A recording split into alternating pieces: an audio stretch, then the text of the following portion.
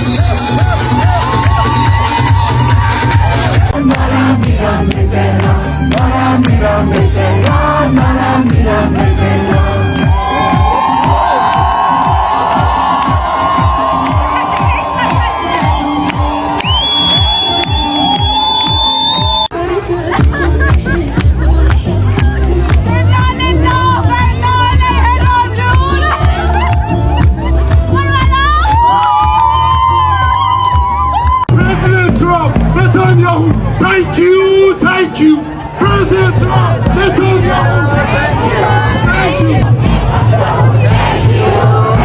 امروز بعد از 9 هفته جنگ شدیم اینجا. هر کی صدای እንግዲህ ከአያቶላ ካሜኒ መሞት ጋር ተያይዞ ሻምፓኝ እስከ መክፈት የደረሰ የደስታ አገላለጽ በተለያዩ ማህበራዊ ሚዲያ ሲስተዋሉ ነበር። በሌላ በኩል ደግሞ የአሜሪካውን ፕሬዝዳንት ዶናልድ ትራምፕንና የእስራኤሉን ጠቅላይ ሚኒስትር ቤንጃሚን ኔታንያሁን እናመሰግናለን የሚል የደስታ አስተያየት ሲሰጡ ነበር። ለማንኛውም እስኪ ቪዲዮውን አይተን እንመለስ።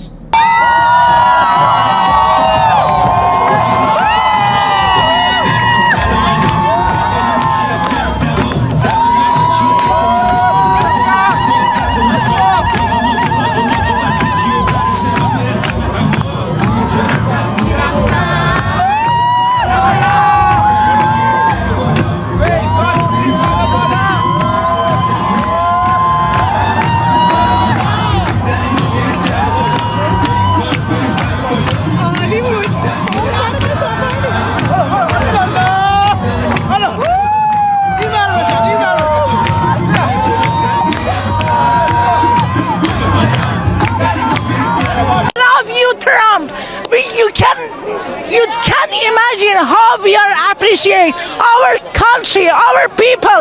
I'm really appreciate. We love you. Thank you, Mr. President Trump. God bless you. God bless America.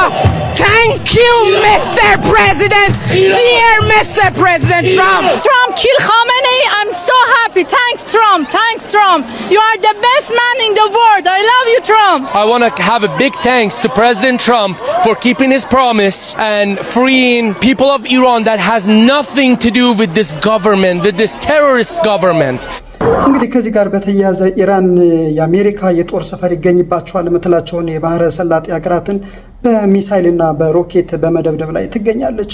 እንግዲህ ዱባይና ኳታር ዜጎቿ በምን አይነት ሁኔታ ላይ ነው ያሉት የሚለውን እስኪ ቪዲዮ አይተን እንመለስ።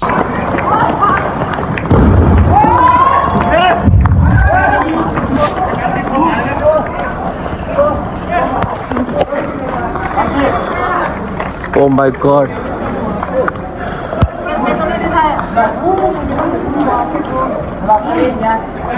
Guys, look at other. Look at other.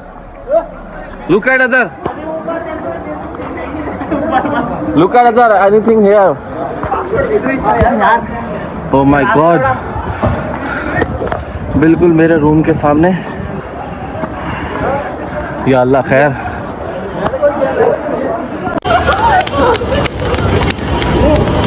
Allahu Akbar.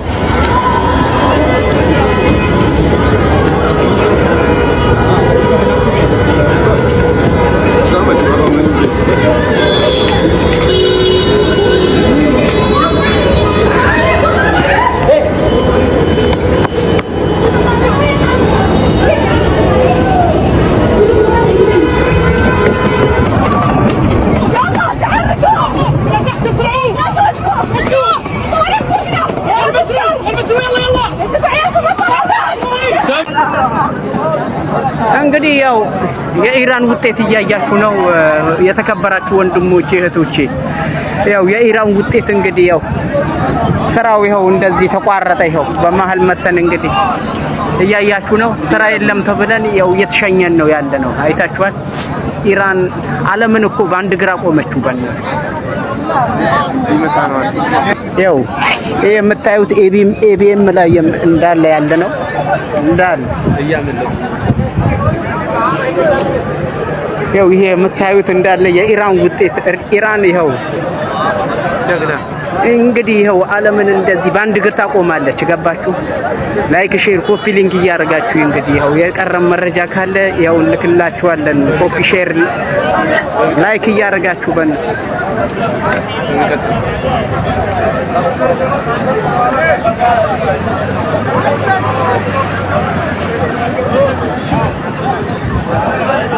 በሌላ በኩል ደግሞ የሀገራቸው መሪ በዚህ ሁኔታ ህይወቱ ማለፉን ተከትሎ በከፍተኛ የጥልቅ ሀዘን ውስጥ ሆነው ሀዘናቸውን ሲገልጹ የሚያሳይ ቪዲዮም ተመልክቻለሁ።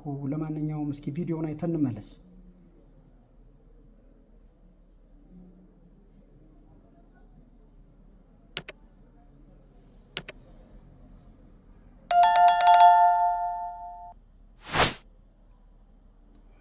እንግዲህ ከጦርነቱ ጋር በተያያዘ የተለያዩ የአሜሪካ ወታደሮች ለቤተሰቦቻቸው ስንብት ሲያደርጉ የሚያሳይ ቪዲዮ በተለያዩ ማህበራዊ ሚዲያ ላይ ተመልክቻለሁ። እስኪ አብረን አይተን እንመለስ።